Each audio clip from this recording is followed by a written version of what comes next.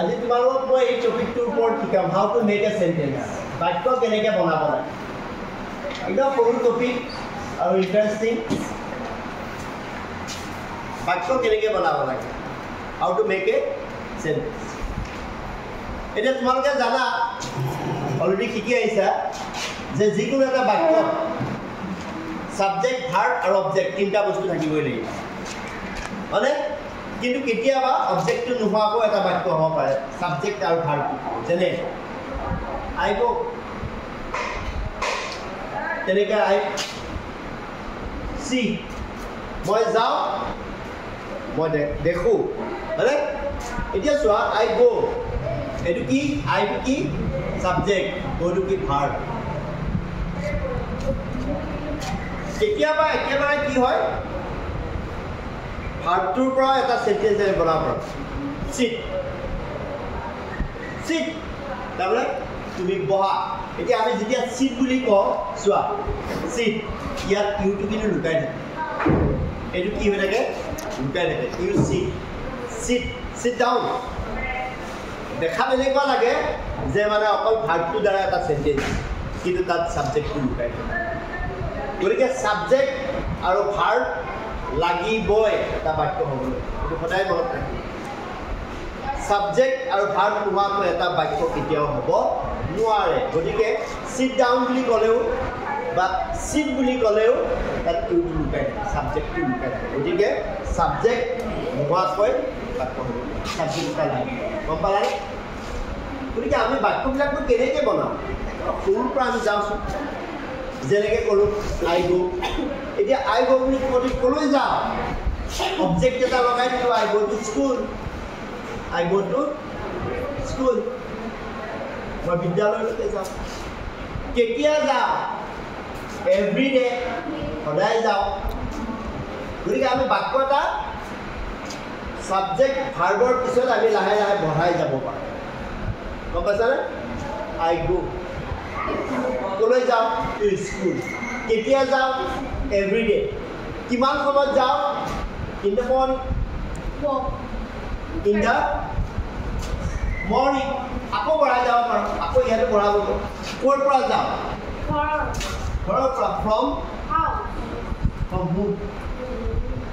গতিকে এটা বাক্যক আমি এনেকৈ বঢ়াই বঢ়াই বঢ়াই বঢ়াই গৈ থাকিব কিন্তু তাৰ মেইন বস্তু আমি জানিব লাগিব যে সাবজেক্ট আৰু ভাৰ্ব প্ৰথম সদায় সাবজেক্ট হয় তাৰপিছত ভাৰ্ব হয় তাৰপিছত কি হৈ যায় গতিকে এনেকৈ তোমালোকে বাক্য লিখিবলৈ শিকিব তেনেকৈ আকৌ এটা উদাহৰণ দিওঁ মই ধৰি লোৱা আকৌ বেলেগ এটা উদাহৰণ দিম মই কোৱাচোন এটা বাক্য কোৱা সৰু বাক্য এটা সৰু বাক্য হি প্লেইজ ধৰি লোৱা হি প্লেইজ সি খেলে হলে এটি হি সাবজেক্ট আৰু প্লেইজটো হ'ল ভাৰ্ব এতিয়া তোমালোকে সাবজেক্ট এটা বাক্য এটা দীঘল বাক্য এটা তাত তোমালোকে সাবজেক্টটো কেনেকৈ বাছি উলিয়াব কোৱাচোন সাবজেক্টটো বাছি উলিওৱাটো তেনেই সহজ সেই চেণ্টেন্সটোত যদি মই উল্টা পুল্টাকৈ কিবা এটা বনাই থৈ দিওঁ তোমালোকে জাম্বল ৱৰ্ডছ কেতিয়াবা ৰিএৰেঞ্জ কৰিবলৈ দিয়ে ন তেতিয়া তোমালোকে সাবজেক্টটো কেনেকৈ বিচাৰে সাবজেক্ট মানে হ'ল সেই বাক্যটোৰ কামটো যিয়ে কৰে কি হ'ল সাবজেক্ট যিয়ে কামটো কৰে সিয়ে সাবজেক্ট আৰু যিটো শব্দই বাক্যটো কমপ্লিট কৰে সেইটোৱে ভাৰ্ব গতিকে তোমালোকে সদায় জাম্বল ৱৰ্ড যেতিয়া দিব উল্টা পুল্টা গম পাইছা তেতিয়া তোমালোকে সেই বস্তুটো বিচাৰি উলিয়াবা এতিয়া ইয়াত কোনটো ইয়াত চোৱা এইটো সাবজেক্ট কোনে খেলে কি খেলে গতিকে আমি গম পালোঁ ইটো সাবজেক্ট আৰু প্লেইজ ভাৰ্ব আমি গম পালোঁ গতিকে ইংৰাজী বাক্যত সদায় প্ৰথম সাবজেক্ট হয় তাৰপিছত ভাৰ্ব হয় তেনেকৈ তোমালোকৰ স্পকেন ইংলিছত সেইটোৱে পৰীক্ষা পাতে উল্টা পুল্টাকৈ এটা বাক্য দি দিব তাক তোমালোকে ৰিএৰেঞ্জ কৰিব লাগিব গতিকে ৰিএৰেঞ্জ কৰিবলৈ যাওঁতে সদায় তোমালোকে কৰ্তাটো বিচাৰিবা ছাবজেক্টটো বিচাৰিবা যে তাত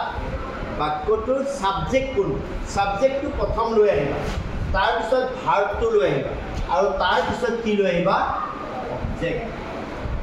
অবজেক্ট এইটো হ'ল নিয়ম এতিয়া হি প্লেইজ ছাবজেক্ট পালোঁ ভাৰ্ব পালোঁ এতিয়া এইখিনি বঢ়াই যাব পাৰোঁ আমি অবজেক্টখিনি হি প্লেইজ কি খেলে ধৰি লোৱা ফুটবল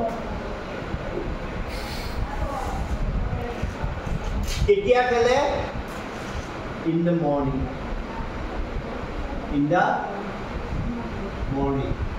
গতিকে এইখিনি এনেকৈ আমি তাক অবজেক্টটো বহাই লৈ যাব ঠিক সেইদৰে আমি যেতিয়া আকৌ কণ্টিনিউৱাছ আমি আকৌ টেন্সটো জানিব লাগিব যদি তেনেকৈ আমি কণ্টিনিউৱাছ টেন্সত যদি